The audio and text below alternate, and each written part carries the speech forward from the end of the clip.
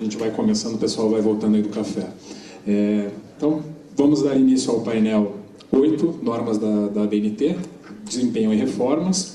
Vou apresentar novamente à minha direita o engenheiro Luiz Henrique Manetti, da Porto Belo S.A., e à minha esquerda o Euclésio Manuel Finati, vice-presidente do Sinuscom, a quem eu queria primeiro fazer 2 agradecimentos. Primeiro, por estar aqui num dia que é importante para o Sinuscom, em que está se discutindo um evento da CEBIC paralelo, que inclusive ajudou a desfalcar o nosso auditório, mas a gente entende o que acontece. E o Euclésio manteve o compromisso aqui conosco. E também por me auxiliar na montagem desse evento, que foi um grande desafio. O Euclésio foi responsável por me indicar vários desses grandes nomes que a gente teve hoje aqui. Então já registro o meu agradecimento. E como o Bruno Aurélio colocou de manhã sobre o poder de polícia, eu vou exercer, vou fiscalizar o tempo para que não nos alonguemos. E uma autopolícia, porque eu gosto muito de falar desse tema, mas acho que eu vou me poupar, até porque eu quero muito ouvir o que vocês têm para falar. Então, vamos começar com o Luiz, vou passar a palavra para ele, que é até muito interessante ter a presença do Luiz aqui, para dar um enfoque do fabricante, sobre a norma de desempenho. A gente tem visto muito engenheiro falar, mas acho que é legal a gente ter esse ponto de vista também do fabricante. Então, por favor, Luiz. Muito obrigado. Bom, só rapidamente eu vou apresentar. Então, eu tenho esse cargo de gerente técnico da Porto Belo, mas também acumulo o cargo de secretário da norma de desempenho já há 3 anos e coordenador de desempenho pela CEBIC. Tá? Vamos lá, primeiro, rapidamente, essa apresentação, a norma de desempenho ela tem 500 páginas, então essa apresentação ela normalmente resumida dura 50 minutos. Como eu vou ter 20, 25, eu vou ter que pular os slides meio rápido. Se alguém tiver epilepsia, eu peço para fechar o olho, porque vai piscar aqui. Então, bem rapidamente, primeiro, qual a diferença entre norma de desempenho e as normas que até então tinha na construção civil, que a gente chama de norma prescritiva. A norma de desempenho, ela é escrita, digamos assim, ao contrário, do avesso de uma norma prescritiva. Norma prescritiva, como o nome próprio diz, ela prescreve. Ela te diz passo a passo como fazer a coisa. Então, se você for uma pessoa totalmente leiga, mas souber fazer conta de raiz quadrada e logaritmo, se você pegar a norma de concreto, do capítulo 1 até o último capítulo, você consegue projetar uma estrutura de concreto. Por incrível que pareça. Só que, se você quiser fazer uma estrutura de bambu, você não consegue, porque aquela norma só trata de concreto armado. A norma de desempenho ela é ao contrário. Então, ela te diz aonde você tem que chegar. A estrutura tem que aguentar um vento de tantos quilômetros por hora, tem que aguentar uma carga de tantos quilos, só que ela não te diz como. Tá? Então, de um jeito bem simples, se fosse carro, uma norma prescritiva diria o seguinte: veículos no Brasil têm que ser de gasolina ou etanol, providos de pistão, biela, cabeçote, válvula, tal. E aí, ao final de descrever todo o motor, você perguntar para a pessoa que escreveu a norma, mas quantos quilômetros por hora dá esse motor? A resposta vai ser, não sei. A norma de desempenho é ao contrário. Ela chega e te diz o seguinte: veículos no Brasil têm que chegar a 110 km por hora. Ponto. Posso fazer veículo a gasolina? Pode. Posso fazer veículo movido a banana? Pode, desde que chegue a 100 km por hora. Aí começam as perguntas. Não, mas peraí, é 100 na subida ou 100 na descida? Depende, o que é pior? É na subida. Então é 100 na subida. Então é assim que funciona a norma de desempenho, que por enquanto é a única nessa linguagem para a construção civil. A norma de desempenho, então, ela permite a inovação, porque ela te baliza aonde você tem que chegar. E ela te deixa livre para fazer o que você quiser. Por outro lado, ela exige de você que você tenha conhecimento técnico daquilo que você está fazendo. Então, esse é um dos medos que essa norma traz. Porque antes eu simplesmente precisava fazer conta de mais, menos e raiz quadrada para calcular. Estou exagerando, gente. Mas eu não precisava, eu simplesmente ia seguindo aquela receitinha de bolo. Agora não tem uma receita de bolo. Você quer projetar, você tem que ser projetista. Bom, então, fazendo o comparativo, então a norma de desempenho ela estabelece classe de performance, enquanto a norma prescritiva estabelece classe de qualidade. Ou seja, se eu quiser... Bom, vou falar mais para frente. A norma de desempenho permite a avaliação de sistemas inovadores e a norma prescritiva, os sistemas inovadores demandam a criação de normas específicas. Ou seja, se eu quisesse fazer aquele meu motor movido a banana, eu ia ter que esperar a criação da norma de motores movidos a banana. A norma de desempenho se aproxima da realidade do usuário, enquanto as normas prescritivas se aproximam da realidade do produto. Então, uma é escrita pensando no usuário, a outra é escrita pensando no produto. E aí começa a assustar um pouco as coisas. Porque aí você começa a dar argumento para o seu cliente se defender. A norma de desempenho, elas são simples e de fácil compreensão, enquanto a norma prescritiva é escrita em linguagem técnica. Claro, a norma de desempenho também tem um certo grau de linguagem técnica, mas muito menor. Então, enquanto uma norma prescritiva falaria de conforto térmico em capacidade térmica, transmitância, SRI, a norma de desempenho vai falar, filho, no dia mais quente do verão você coloca o termômetro do lado de fora da sua casa e do lado de dentro eles não podem estar igual. Simples assim. Né? E isso assusta. Né?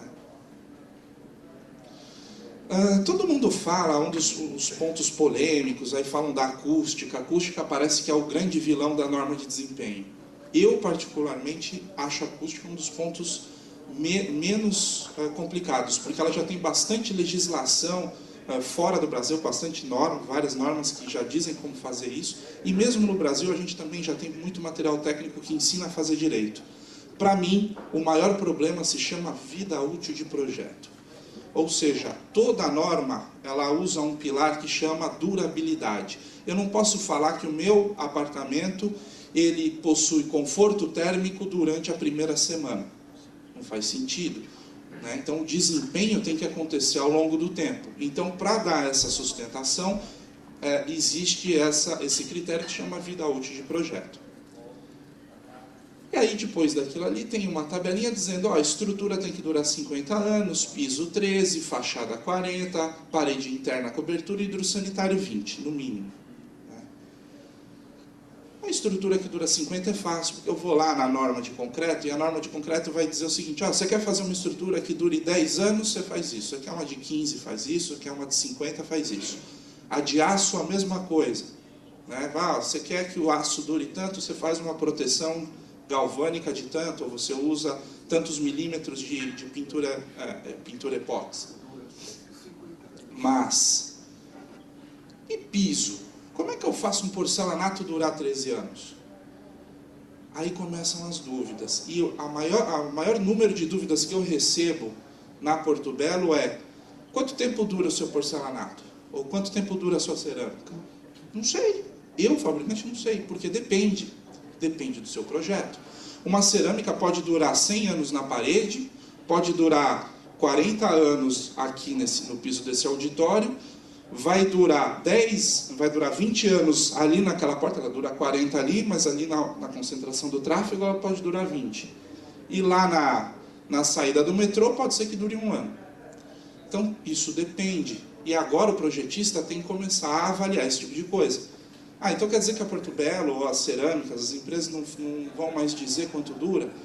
Não, a gente tem que caracterizar os nossos produtos com relação às normas dos produtos. Então lá vai dizer que o porcelanato tem uma dureza de tanto, ou uma resistência ao desgaste de tanto. E o arquiteto ou engenheiro projetista tem que saber usar essa resistência que está na ficha técnica do produto, usar ela dentro do seu projeto. Outra coisa que a norma de desempenho traz, aqui eu, como engenheiro, gosto de trazer as coisas na forma de equação, né? Mas lá está na forma de texto. Uma equaçãozinha simples, que é a vida útil real é igual à vida útil de projeto, mais a manutenção do usuário, menos as ações imprevisíveis. Isso significa o quê? Que o quanto uma coisa realmente dura é função do quanto ela foi projetada para durar, mais a ação mais a manutenção do usuário, menos as ações imprevisíveis. Pode parecer meio óbvio isso, mas até então a gente não tinha isso escrito oficialmente em lugar algum. Então isso aqui começa a colocar cada um no seu quadrado. Primeiro, o projetista não é mais responsável por quanto dura, e sim por quanto ele projetou para durar. Então, a partir de agora, com essa norma, a recomendação que a gente faz é que o projetista coloque o maior número possível de informações técnicas no seu projeto, de forma que depois de 13 ou 50 anos, ele consiga resgatar aquelas informações técnicas que balizaram a escolha de determinado revestimento ou de determinado partido estrutural. Outra coisa importante, pela primeira vez aparece uma responsabilidade do usuário. Então o usuário aqui não é mais tratado como um coitadinho, que não consegue assumir responsabilidades, que não tem condições de interpretar um texto e tudo mais. Não, o usuário, ele agora tem as obrigações de fazer as manutenções. Só que para esse cara aqui fazer as manutenções, o meu projetista tem que falar para ele o que ele tem que fazer de manutenção. Imagina um carro de novo. Imagina que no manual do veículo não viesse escrito que você tem que trocar o óleo de 5 em 5 mil quilômetros. E aí você vai andando, então entende-se que o óleo é eterno. Você vai andar, uma hora vai fundir o motor, de quem é a culpa? Do fabricante. Aqui é a mesma coisa, porque o fabricante não te informou que você tinha que trocar o óleo. Então aqui, agora o projetista começa a ter que informar o usuário, o que a gente chama de programa de manutenção. Então, o manual do usuário vai ficar muito parecido com o manual de um carro. Quando eu trabalhava na Tecnisa, o nosso manual do usuário tinha 60 páginas, ele passou a ter 340, depois dessa norma. E ações imprevisíveis. E quando eu digo imprevisível, é porque é realmente imprevisível. Então, por exemplo, programas populares, Minha Casa Minha Vida, eles normalmente são situados em regiões mais distantes dos centros urbanos, então mais silenciosas. Então, do ponto de vista acústico, tecnicamente eu não preciso fazer um isolamento acústico do mesmo nível que se eu fosse fazer o mesmo empreendimento do lado de uma avenida ruidosa. E aí vem lá o governo e me constrói um aeroporto do lado do meu empreendimento. Na opinião de vocês, quem que tem que pagar a janela acústica? O governo ou o construtor? Quem acha que é o governo, levanta a mão. Quem acha que é o construtor, levanta a mão. É o construtor. Por quê? Porque não é uma ação imprevisível. Ninguém constrói aeroporto do dia para a noite. Ele vai estar escrito no plano diretor. Então, na época que você construiu, você tem que olhar o plano diretor. Agora, uma situação diferente. Construiu o meu empreendimento. Aí veio a prefeitura, colocou uma linha de ônibus na porta com uma lombada. Lombada é a pior coisa que tem para ruído urbano. Que vem lá o ônibus, ele vem brecando, parece que eles jogam areia no freio do ônibus de propósito, aí vem aquele... Aí ele passa, aí ele... Aí quem que tem, teoricamente, teria que pagar a janela acústica? Aí é a prefeitura, porque realmente era uma ação imprevisível. Então, a própria norma traz esse gráfico também mostrando que quando você tem uma obra nova, se você não fizer as ações de manutenção, essa obra vai durar menos. Então, trazendo a importância aqui da manutenção do usuário, para deixar claro de que se você não fizer a sua manutenção, a sua vida útil real vai ser menor do que a vida útil de projeto.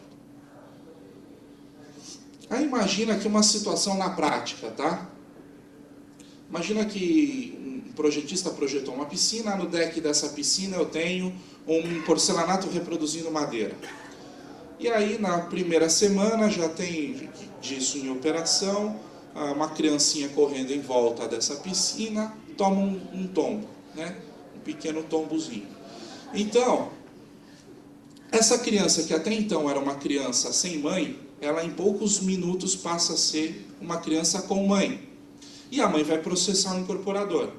E o incorporador vai procurar o corresponsável técnico pela queda da criança. Então, a primeira pessoa, ou o primeiro profissional que o incorporador vai em cima é o projetista. E aí o projetista pega e fala, opa, Eu especifiquei Eliane e a construtora comprou Porto Belo. Trocaram a minha especificação. Não respeitaram aquilo que eu pus no projeto. Então, teoricamente, a culpa não é dele. Aí o segundo, que a incorporadora vai em cima, é na construtora. Aí a construtora se defende. Não, peraí, você, incorporadora, pediu para eu comprar o mais barato. E o projeto dizia 60 por 60, madeira, Eliane, referência 6207, barra similar. Eu comprei o similar da Porto Belo. Opa, então não é culpa da construtora.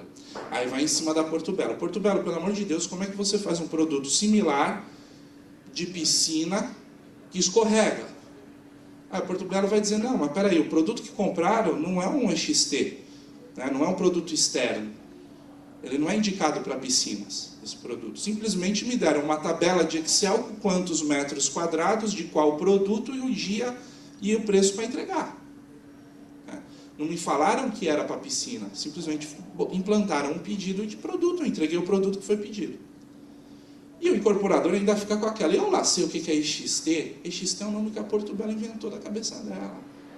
Assim como a Eliane inventa o dela, a Portinari inventa o dela, a Secris inventa o dela, cada um inventa o seu, isso vira uma salada de frutas, você não consegue projetar.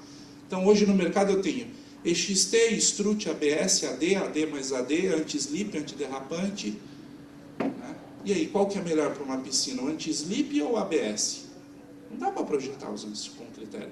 Agora, se eu falar em atrito como sendo um número onde é 0,4 e se for maior do que 0,4 é mais difícil escorregar, e se for menor do que 0,4 é mais fácil escorregar, aí você consegue projetar, porque você tem o mesmo número para usar com todos os fabricantes. E isso existe.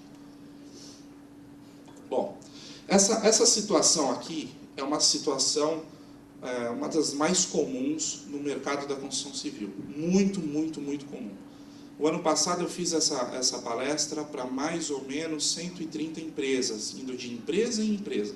E aí é divertido, porque você vê o incorporador, o projetista, a construtora, tudo na mesma mesa, e a Porto Belo, eu no lugar da Porto Belo, discutindo de quem que é a culpa da queda dessa criança. E aí vira aquela briga. Pela norma de desempenho, do jeito que está escrito aqui, é muito simples a interpretação. A culpa é do projetista. Por quê? Porque o projetista colocou a palavra similar e só deu critérios estéticos de similaridade. Então ele se preocupou tanto com a estética, dizendo que tem que ser quadrado, tem que parecer madeira. Peraí. E não colocou nenhum critério técnico. Mas ele colocou aqui a referência 6207, então é função da construtora pesquisar o que é o 6207 e comprar um produto tecnicamente igual ou equivalente. Não. Quem tem que detalhar tecnicamente o projeto é o projetista. A construtora tem que construir o que está escrito no projeto. Se não tiver escrito no projeto, a culpa vai ser sempre do arquiteto ou do engenheiro. Então, ou não colocasse a palavra similar, ou detalhasse tecnicamente quais são os critérios de similaridade. Porque esse documento aqui, ele vai ter mais ou menos uns 40 dados técnicos. E desses 40, mais ou menos uns 35 não servem para nada. No caso de uma piscina, talvez eles sirvam para uma fachada, para uma parede, para um piso, para um auditório, mas para a piscina você vai usar 5 dados técnicos daqueles 40. E a construtora não tem como avaliar quais são esses 5, se maior é melhor, se maior é pior, se tem que ser exatamente igual. Essa que é a grande dificuldade. Então, aquele projeto que antes eu colocava lá porcelanato polido 60 por 60 creme Porto Belo similar, agora ele vai virar isso daqui. Porcelanato polido 60 por 60 creme com atrito 0,3, facilidade de limpeza 5, resistência química LA e HB, expansão por umidade 0,1, absorção 0,5%, PI 4 ou abrasão 150, barra similar. Então, quer dizer, daqueles 40 dados técnicos, esses devem ser usados em consideração para cá. E ainda tem que estar escrito se tem que ser maior ou menor ou igual a esses valores. E tudo isso é normatizado. Então, esses dados funcionam para todos os fabricantes. Além disso, ele ainda tem que incluir no projeto as ações de manutenção ao longo do tempo, inspeções e reparos previstos ao longo do tempo, ou aquilo que eu chamei de programa de manutenção, e indicação de produtos agressivos. Fazendo isso, ele fica legalmente seguro de fazer um projeto de especificação de revestimento. Ah, mas isso aqui é muito difícil, demanda muito tempo. Sim, para fazer o primeiro. Depois isso daí vira copy-paste. Né? Então não tem por que ficar falando que isso é difícil de fazer. Aí vem lá, a norma de desempenho então diz que eu tenho que ter limpabilidade 5 em salão de festa? Não.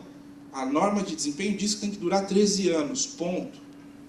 E se você tem um salão de festas que você só consegue lavar com mangueira, vamos supor que fosse limpabilidade 4, significa que você tem que lavar com mangueira, o 5 significa que você tem que lavar com pano úmido.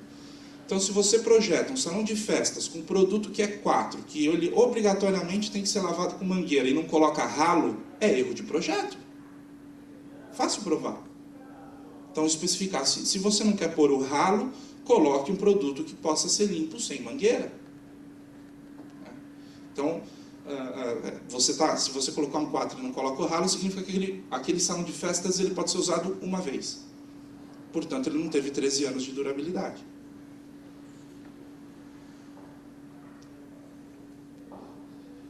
E o que a Porto Belo faz, então, para ajudar o mercado? Primeiro, disponibilizando sempre todos os dados técnicos dos produtos. A Porto Belo faz isso e 99% dos nossos concorrentes também fazem.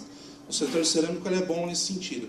O difícil é quando você começa a falar em porta, janela, que aí já não é todo o setor que faz. A gente escreveu um guia de atendimento à norma de desempenho com todos aqueles copy-pastes pronto para o cara colocar no projeto. Então, mesmo que ele não saiba o que ele está fazendo, pelo menos ele juridicamente fica garantido. Damos o manual do proprietário, que é para o projetista ou incorporadora repassar para o usuário final, com o programa de manutenção. E também entregamos manual com foto de como instalar o produto corretamente. Porque também não adianta só eu projetar ele e não instalar. Também criamos um canal que chama duvidastecnicas@portobello, que não tem nada a ver com o SAC, ou com o Serviço de Atendimento ao Consumidor. Aqui eu tenho uma arquiteta com 14 anos de experiência, com pós-graduação em patologia, que trabalhou pelo menos 5 anos em assistência técnica, respondendo todas as dúvidas técnicas. E, por fim, a gente criou um aplicativo que chama Especificador Virtual, né, onde você coloca lá seu e-mail e o estado, e aí você vai clicando nas obras. Né? Então, por exemplo, a obra residencial ela vai estar toda balizada na norma de desempenho, IT dos bombeiros e as legislações aplicáveis a uma obra residencial. Né? Hospitalar, por exemplo, ele já não usa a norma de desempenho, ele vai usar as resoluções da Anvisa. Né? Hotelaria vai usar, aí eu não tenho uma legislação oficial, mas eu tenho livros, né, ou guias técnicos das bandeiras de hotel, que também dizem o que eles necessitam para cada ambiente.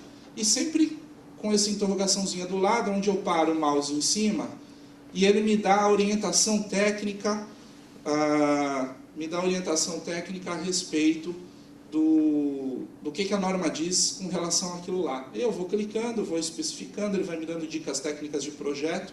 Ao final, ele me dá a tabela de requisitos, ou seja, quais são os dados técnicos que eu tenho que colocar no meu projeto. Até agora eu não falei nada de Porto Belo, isso aqui eu posso usar com qualquer fabricante de cerâmica, né? Dando dicas, tudo. Então, que nem aqui, para você não se empolgar, ele fala que tem que ser maior do que 0,3, mas não se empolga, se você colocar um 0,6 não limpa. Né? Depois ele me diz quais são os tipos de produtos que eu posso usar, inclusive produtos que a Porto Belo não fabrica, e caso algum desses produtos tenha alguma orientação técnica especial, ele vai ter aqui um balãozinho, onde vai ter a orientação técnica. E agora sim eu falo de Porto Belo, ou seja, eu pego aquela tabela de requisitos técnicos, ele cruza com as características técnicas de todos os produtos, e tudo que ele mostrar na tela significa que é tecnicamente adequado para aquele ambiente, independente da estética. E ainda posso ordenar por atrito, facilidade de limpeza e tudo mais. Posso selecionar até 4 produtos clicar ou em comparar, para eu colocar um lado a lado, fazer o comparativo técnico, ou clicar em enviar PDF. E aí ele envia um PDF para o seu e-mail, e esse PDF é pronto, copy-paste de projeto. Então ele vai ter lá a área que você selecionou, o produto que você selecionou, se tiver alguma orientação técnica ela vai estar escrita nesse espaço, quais são os dados técnicos para caso a construtora queira trocar a especificação da Porto Belo por um outro produto, então ela pode trocar a especificação com segurança, e o produto da Porto Belo que foi selecionado. Terminando, leitura básica para quem quiser, para quem tem preguiça de ler a norma, mas pelo menos quer se informar. Para quem tem preguiça de ler a norma, mas quer pelo menos se informar de alguma coisa com relação a ela. Guia da CEBIC. Tá? Esse guia aqui, se vocês forem em algum caso chegar numa situação de litígio, não usem como referência, aí tem que usar a norma. Esse guia é uma interpretação de uma pessoa que participou da norma. Então, você vai fazer, no caso de litígio, use a norma mesmo. A própria norma. Aí tem alguns documentos complementares. Esse aqui é importante, que é o manual do proprietário, escrito pelo Secov e pelo Sinduscom. E o manual do síndico, também escrito pelo Secov e Sinduscom. E também o manual de operação das edificações, escrito pela CEBIC. Então, esses manuais é o que mais tem.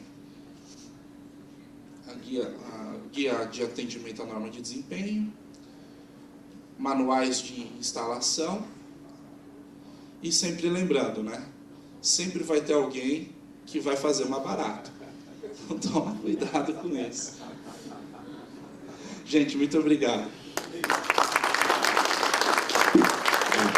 Agradecendo muito pela apresentação do Manetti. E apesar do tempo curto, eu acho que fica até como um teaser para quem tiver interesse sobre o assunto, pesquisar no YouTube. Essa palestra mais completa do Manetti está lá e é muito boa, recomendo realmente que vocês assistam. E aproveitando que ele falou sobre a bibliografia, a PINE vai lançar um trabalho, o livro Direito da Construção 2, que tem a coordenação do nosso presidente Fernando Marcondes, que vai ter também uma abordagem sobre a norma de desempenho. Então aproveito já, sem maiores delongas, para passar a nossa palavra para o Euclésio, que vai abordar a norma de reformas, uma norma também muito importante, que infelizmente precisou acontecer um acidente do porte como o desabamento do edifício Liberdade no Rio de Janeiro, para que a gente parasse para prestar atenção, E é muito interessante notar esse caso do edifício Liberdade quando você lê o depoimento do responsável pela obra e que ele fala, não, mas é que não era uma obra, era reforma. Eu falei, como assim? Reforma não é obra, então eu posso botar um pedreiro lá para fazer o que ele quiser na minha casa, Não é bem assim. Eu fico feliz que essa norma tenha sido editada e vamos ouvir o que o nosso Euclésio tem a dizer. Ok, Ricardo, antes de mais nada, muito obrigado pelo convite. Fico aqui lisonjeado de estar no meio de catedráticos do direito e tentar desenvolver rapidamente um raciocínio em cima dessa nova norma, que a gente vem acompanhando muito claramente, a norma de desempenho, todas as normas que estão sendo editadas ultimamente. Nós temos aí uma quantidade bastante significativa de normas novas para a construção civil, e a gente tem o dever de estar acompanhando. Mas, antes de mais nada, também dizer da minha satisfação. Quando o Ricardo me convidou para fazer parte desse painel, eu disse, Ricardo, você tem certeza que você está me convidando corretamente? Afinal de contas, vocês, eu assisti, não tive condições antes de estar aqui, mas já tive respostas do que aconteceu ontem. Passei a manhã agora aqui e vi a qualidade dos profissionais que estavam aqui. E a gente fica extremamente lisonjeado mesmo por estar nesse grupo aí rapidamente. Eu vou falar também de uma maneira bem sucinta do que é a norma de reforma, e eu acho que os profissionais que vieram tanto de Portugal, dos Estados Unidos, e que eventualmente vão acompanhar o que a gente vai falar, podem se assustar porque que ainda nesse país a gente precisa normatizar uma reforma. Mas, quando a gente olha o que aconteceu, o Ricardo já fez o comentário, do prédio do Rio de Janeiro, a gente começa a perceber o quanto nós estamos atrasados em uma série de conceitos. E essas normas de desempenho, essa norma de reforma, a norma de inspeção, enfim, outras tantas normas, elas vieram para poder tentar dar um rumo, tentar dar uma visão muito próxima do que a gente precisa com o trabalho da engenharia brasileira, acompanhado de realizações de obras que a gente chama de formais. Nós temos uma condição no Brasil, eu sempre aproveito para falar isso. Esse país tem aproximadamente 3.200.000 trabalhadores com carteira assinada. Há 8 anos atrás, 10 anos atrás, nós tínhamos 1.800.000 trabalhadores com carteira assinada.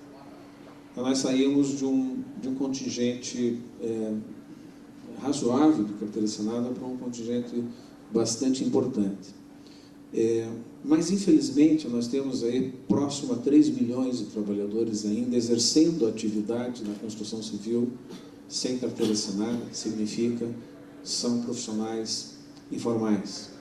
E a informalidade leva a uma condição que impõe para nós que pertencemos a um sindicato forte, impõe para nós que tentamos desenvolver essas atividades através de estar acompanhando o que acontece a nível nacional, impõe para nós uma responsabilidade ainda maior de tentar trazer para a formalização esses outros profissionais, porque são eles que, infelizmente, levam as coisas erradas e acabam respaldando, acabam tendo a responsabilidade sobre quem exerce sua atividade ou procura exercer sua atividade de forma formal. Com isso, a gente cria aí a concorrência desleal. Construir formalmente custa, evidentemente, mais caro do que construir informalmente. E aí a gente tem que ter as normas para seguir e os informais não seguem. E aí a gente fica numa situação extremamente delicada. E um dos grandes desafios dos nossos sindicons, um dos grandes desafios da Câmara Brasileira da Indústria da Construção, que rapidamente o Manete falou, nós tentarmos chegar aos nossos informais e às empresas construtoras como um todo, as informações as quais a gente sabe, as informações as quais a gente acompanha, mas que nós não conseguimos, de uma maneira mais prática e eficiente, fazer com que isso chegue nas empresas menores ou as empresas que não exercem essa função de formal e principalmente naquelas que não têm formalização como aspecto final da sua execução de obra. Mas vamos lá. Eu vou começar rapidamente a dizer, olha, o que é a reforma? É um exato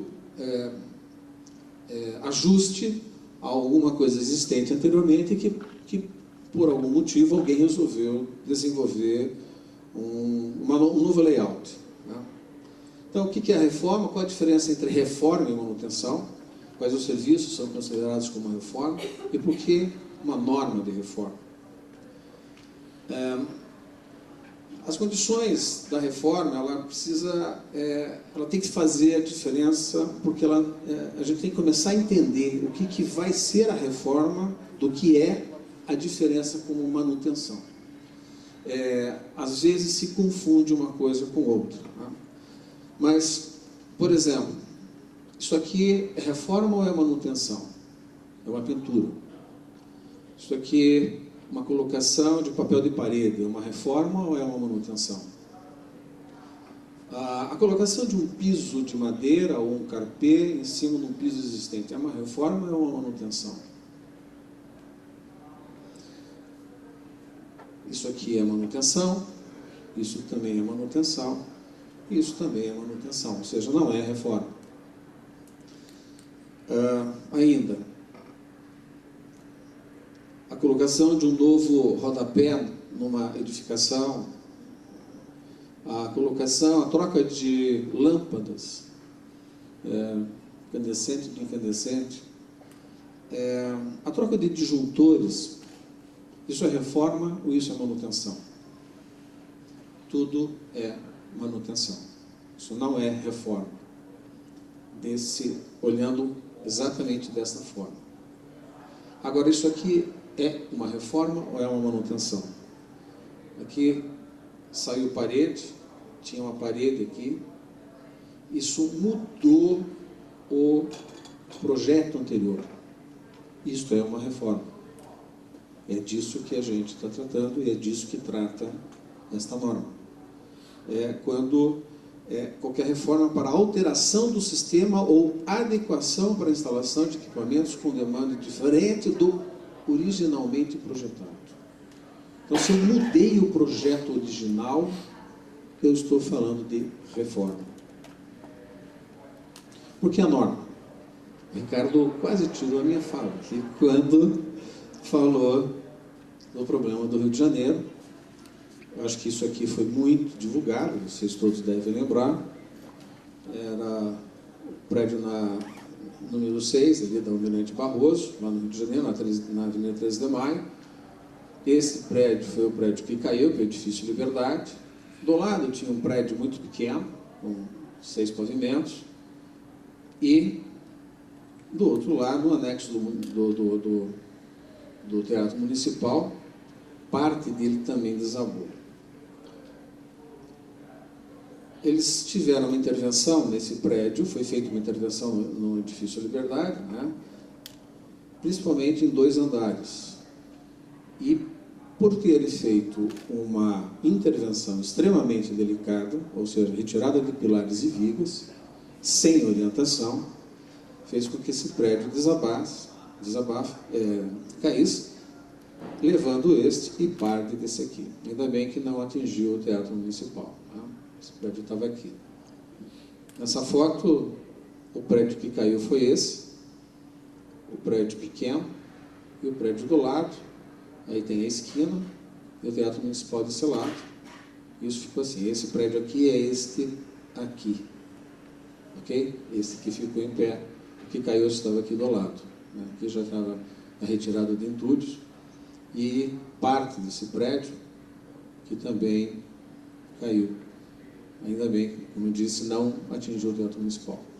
Foi esse o estímulo ao desenvolvimento dessa norma. Essa norma já estava sendo conversada, mas não de uma forma mais intensa. Mas quando aconteceu isso, quem estava desenvolvendo essa ideia de colocar essa norma em vigor, acabou colocando as ideias. Então, a indicação exatamente aonde estavam os prédios e o que aconteceu com ele por força dessa. Então, o inquérito da Polícia Federal aponta como causa do acidente uma reforma no escritório da TO, a empresa que estava fazendo a reforma. Na obra foram derrubados numa coluna, 2 pilares e 5 paredes estruturantes onde havia concreto armado e vergalhões, que provocou o desabamento. Para quem é engenheiro, isso é o mínimo que não se deve fazer, ou se vai se fazer, é o mínimo que se tem que ter todos os cuidados para que não se faça uma coisa dessa. Né? Inclusive, alguma coisa nas paredes externas foram demolidas para poder adequar ao nono pavimento. E aí a gente colocou isso como informação, porque nós estamos falando com advogados, e o advogado de defesa, né? Foram atribuídos ao síndico deveres e responsabilidades legais que a esse, como a qualquer síndico, jamais poderiam ser conferidos. Infelizmente, o síndico não tem conhecimento do que estava se fazendo lá, ou não tinha conhecimento. E a norma de reforma veio para dar ao síndico essa responsabilidade, e aí, em função disso, a função de síndico, eu acho que vai ser cada vez pior, né? Porque é o síndico que vai ser responsável pelas reformas, e se ele não tomar os cuidados que está escrito na norma, esses síndicos vão ser responsabilizados, né? Como é que é o procedimento? Normalmente o síndico, pelo Código Civil, se ele vai à prefeitura para reclamar de uma reforma, a prefeitura talvez não vai fazer nada.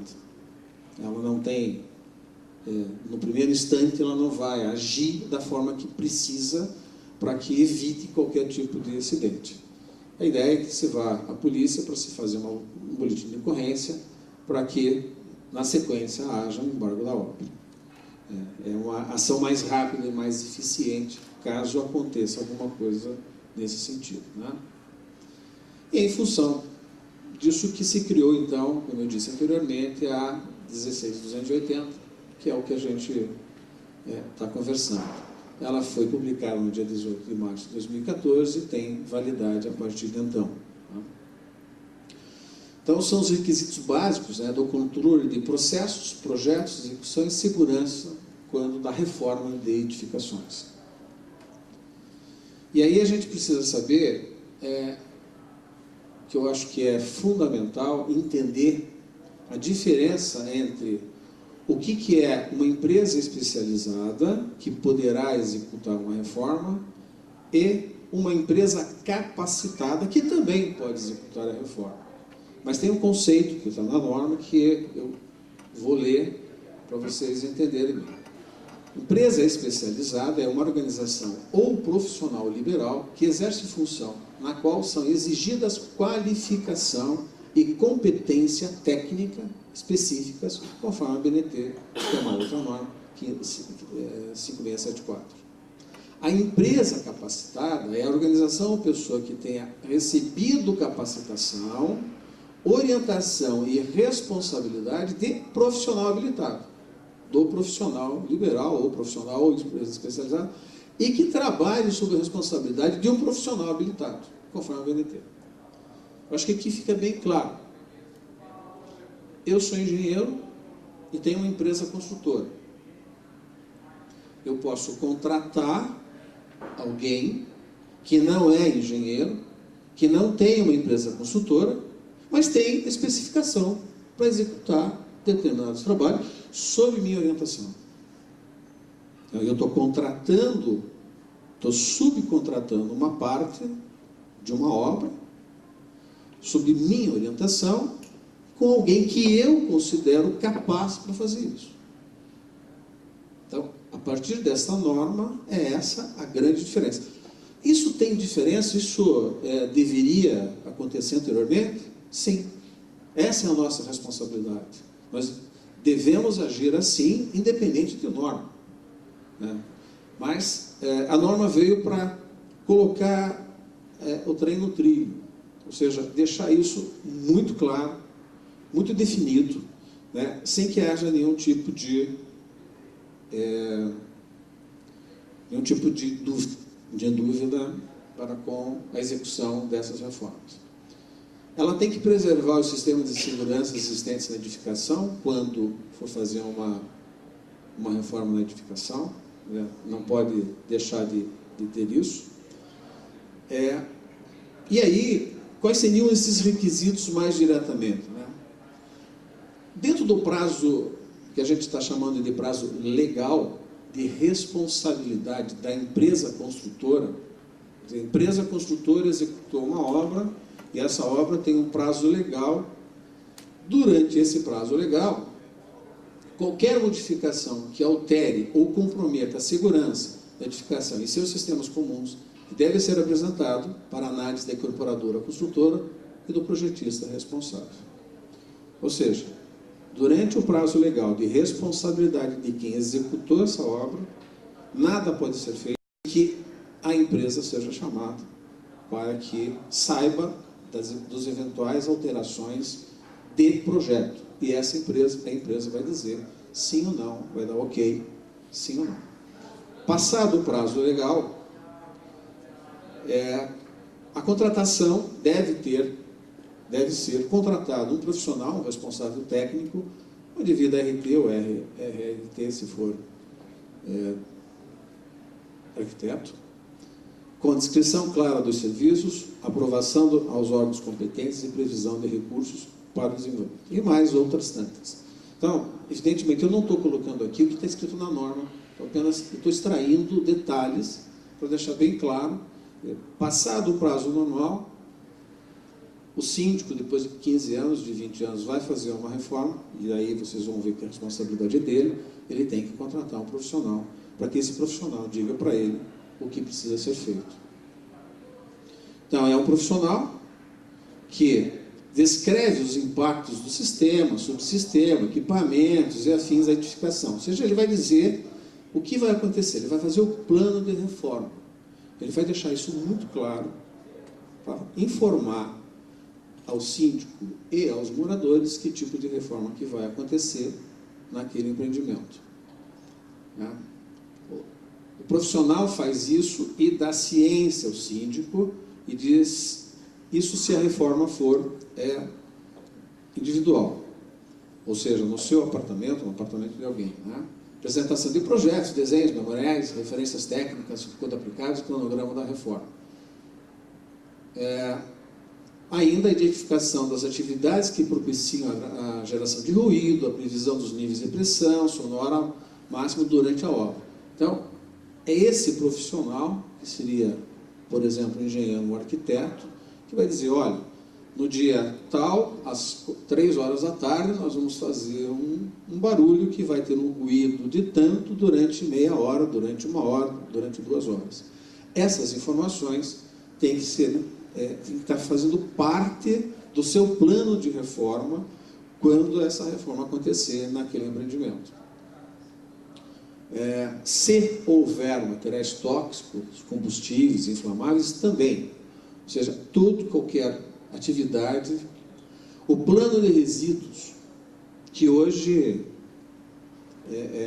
cada vez mais, nós somos obrigados a saber aonde vai os resíduos que nós estamos. Nós somos responsáveis, quem está executando a obra é responsável pelo resíduo produzido e responsável por onde jogar esse resíduo. Então, esse plano de resíduo também tem que fazer parte do plano da obra. E depois que a obra, essa figura aparece de novo, o Manetti acabou de colocar, aplicações sobre o manual de uso, operação, manutenção e edificação quando aplicável. Aqui tem um detalhe também importante. O Manetti acabou de dizer que a Tecnisa tinha um manual de 60 páginas que virou para 340, 350 páginas. A empresa deve ter dado àquele empreendimento um manual. Se não deu, que é um prédio, por exemplo, de 15, de 20 anos, que isso não era uma prática, a partir do momento que se faz a reforma, é de responsabilidade do executor da reforma de fazer o manual naquele estádio. Precisa fazer o manual daquilo que aconteceu ou ampliar o manual anteriormente, fazer a modificação do manual anteriormente que existia para a nova adequação da nova reforma que foi feita. Nas áreas privativas acontece desse jeito, na comprovação de documento e comunicação ao responsável legal da edificação. Tudo aquilo que eu falei anteriormente vale para as obras privadas. Ainda, se for constatada a alteração do escopo da reforma, a obra deve ser imediatamente suspensa e proibido o acesso a materiais e funcionários. O que é isso? De novo, a responsabilidade do síndico, porque ele pegou um plano de reforma, ele está exercendo a sua fiscalização, mas ele percebe que aquele plano não está sendo adequadamente feito, ele tem o poder de pedir para parar, porque não está sendo seguido o plano de reforma anteriormente definido e autorizado pelo síndico, pelo responsável por aquele empreendimento. Toda a documentação deve ser submetida à nova análise pelo profissional habilitado, com sua aprovação, e somente após o comunicado formal ao proprietário, possuidor ou responsável legal, a obra pode ser retomada. Ou seja, caso haja alguma coisa, parou a obra, o síndico parou, de novo, tem que ser tudo submetido ao responsável para que possa dar continuidade à obra. Nas áreas comuns, é mais ou menos a mesma coisa, tudo que foi previsto nas áreas privativas, conforme ainda a outra norma, 5674, deve também atender os requisitos de registro e arquivamento dessa documentação, mais ainda do que nas áreas privativas. Antes desse início dos trabalhos, então, o profissional responsável disponibiliza o teor da convenção do condomínio, do regimento interno, e quando o condomínio requerer a necessária atualização no manual de operação, receber a documentação e proposta de reforma, encaminhar a proposta de reforma para análise técnica e legal, formalizar com base na análise resposta de solicitação dos seguintes termos justificativos. Isso aqui está na norma. Quer dizer, você, o responsável, ou aprova com ressalvas ou rejeita. Isso aqui são 3 termos que estão na norma, que o responsável pela edificação vai dizer da documentação informada, da documentação deixada para a execução daquela reforma. O responsável ainda legal de edificação, de novo o síndico ou o proprietário, vistoria e delega para terceiros condições de finalização da obra concluída, recebe o termo de encerramento, recebe o manual atualizado e encerra a obra, cancela as autorizações, enfim, ele tem que efetivamente exercer essa função de fiscalização.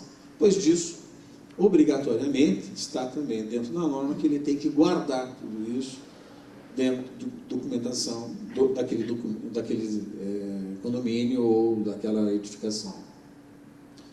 Aqui também a norma traz, e eu trouxe só essa lâmina, para mostrar o modelo orientativo para a realização de obras de reforma e edificações. Então, ela identifica a atividade e estabelece o responsável. Nesse caso, essa atividade da empresa especializada, no caso de estrutura, qualquer intervenção de elementos da estrutura, como furos e aberturas, alteração de seção de elementos estruturais, alteração de carregamento previsto no projeto que implique aumento ou redução de carga. Enfim, qualquer movimento estrutural, só a empresa especializada pode fazer. Tá? Ou seja, isso é norma, tem a tabela que pré-estabelece lá dentro da 16.280. E aí vai. Vejam que, conforme o tipo de sistema, equipamentos industrializados, alguma coisa pode ser feita por empresa especializada, alguma coisa pode ser feita por empresa capacitada. Então, o síndico de posse do caderno da norma, ele também tem como, apesar de ser provavelmente leigo no assunto, ele pode ter uma ideia mais próxima de como se comporta e de como ele deve agir no momento da contratação ou da fiscalização de uma... Isso lhe dá tranquilidade, se é que eu posso dizer que o síndico vai ficar tranquilo se ele seguir todos os passos. Mas ele precisa seguir. Por isso que eu concordo que ser síndico hoje vai ficar cada vez mais difícil. Era isso. Obrigado pela atenção. Estou à disposição aí para nós conversarmos um pouco sobre isso. Bom, muito obrigado, Clésio, pela apresentação. Acho que é um tema também muito importante. Acho que o Sinduscom tem um desafio aí, juntamente com o Secovis, de tornar esta norma, essas obrigações mais conhecidas, né? Porque para o consumidor leigo é muito difícil, primeiro ficar sabendo, só fica sabendo pela imprensa, e com aquele filtro que a gente sabe que a imprensa coloca, né? Coloca só o que dá mais interesse. Então, no meu condomínio, eu estou tendo dificuldade de tentar mudar o regimento interno. O pessoal acha, não, mas não precisa, para quê? Então é complicado. E é uma norma que depende muito de interpretação jurídica também, porque ela cria umas obrigações para o síndico, né?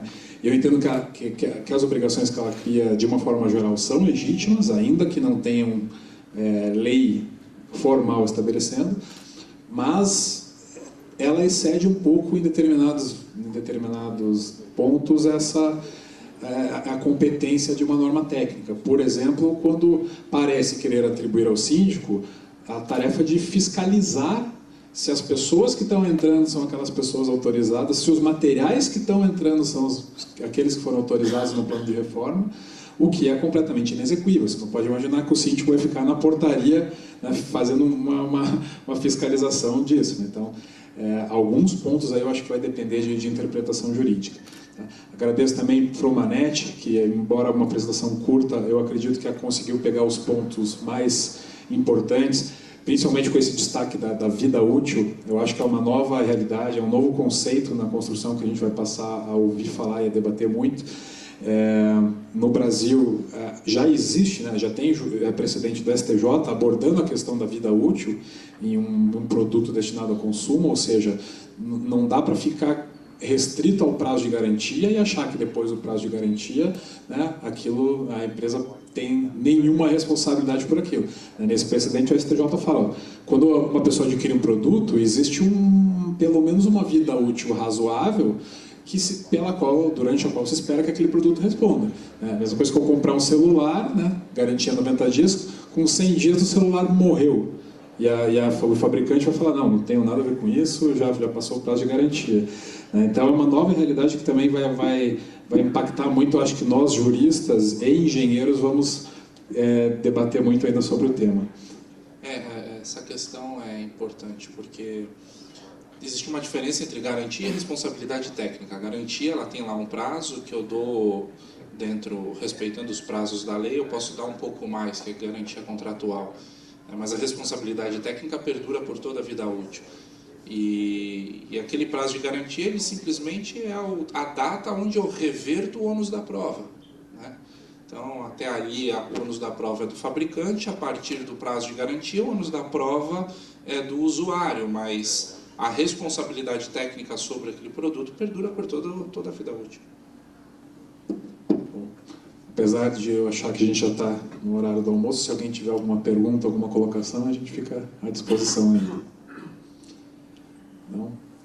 Então convido todos para o nosso intervalo agora para o almoço. Retornamos às 2 horas, renovando o nosso compromisso com a pontualidade. Obrigado.